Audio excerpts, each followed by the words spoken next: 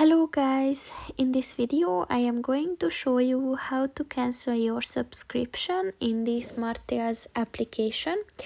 But first I just want to mention, don't forget to subscribe to my channel, because at 10,000 subscribers I am going to show you my whole YouTube revenue statistics and growth strategy, as well as how to make money online.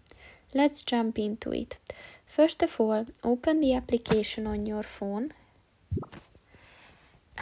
Then click on the settings button at the top of the page, and at the very end of the page click on the cancel subscription button. You have to verify yourself that you're the parent, and it will transfer you to a site where you have to select why you want to cancel your subscription.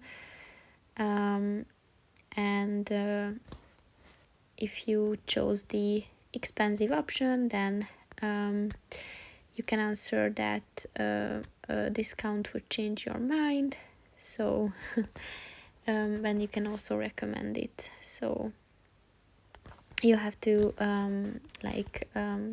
choose where you subscribe, and then just give your name and the email that you registered with, and then just send it, and they will cancel your subscription. So that's pretty much it for this video, guys. See you in the next one. Goodbye.